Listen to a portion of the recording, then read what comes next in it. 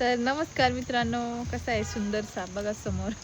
हरणटोळ प्रजातीचा, इंग्लिशमध्ये wine snake.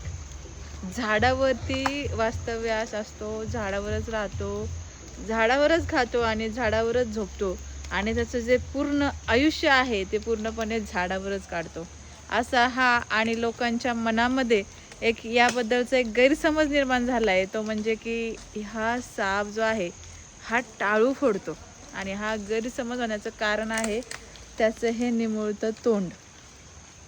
झाडांच्या फांदीमधून इकडून तिकडं त्याला ट्रॅव्हल करता यावं पाना फुलांमधून, म्हणून निसर्गाने त्याच्या तोंडाची जी रचना आहे ती काही अशा पद्धतीने केली की ती रचना पाहिली की लोकांना असं वाटतं याला एक चोच आहे आणि तो काय करतो, त्या चोचीने आपला टाळू फोडतो. तर हा एक मोठा गैरसमज आपल्या समाजामध्ये आहे. खरं तर पाहायला गेलं तर साप खूप सुंदर आहे. हरणटोळ नाव आहे. तर साप जे आहेत ना मित्रांनो, त्यांना थोडी जरी काय भीती जाणवली तर प्रत्येक सापाचा स्वभाव हा वेगळा राहतो. काही साप पळकुटे असतात, काही शांत स्वभावाचे असतात आणि काही या सापासारखे चिडखोर, अतिशय चिडखोर स्वभावाचे असतात. आपल्या माणसांमध्ये, प्राण्यांमध्ये सुद्धा असेच काही स्वभाव असतात. तर हा जो साप आहे ना, पूर्णपणे असा हिरवट रंग आहे. हिरव्या रंगाचा असल्यामुळे झाडांमध्ये बसलेला, लपलेला तो आपल्याला दिसून येत नाही.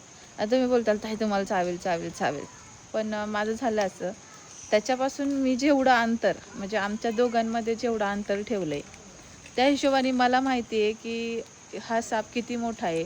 आणि हाने जर यस आकार केला आणि हा जर माझ्या अंगावर धावला तर त्याचं जी झेप आहे ती कुठपर्यंत येऊ शकते. तर मला माहिती आहे की ह्याने किती जरी करून अंगावर झेप घेतली तरी तो माझ्या तोंडापर्यंत पोचू शकत नाही. कारण रोज साप पकडून पकडून सापांचा आमचा तेवढा स्टडी झाला आहे की जरी त्याने करून माझ्या अंगावर धाव घेतली तर मला हे माहिती आहे की तो माझ्या चेहऱ्यापर्यंत त्याची ती धाव, त्याचा तो अटॅक पोचणार नाही. त्यामुळे तुम्ही घाबरू नका व्हिडिओ बघून, मी असं सांगेल.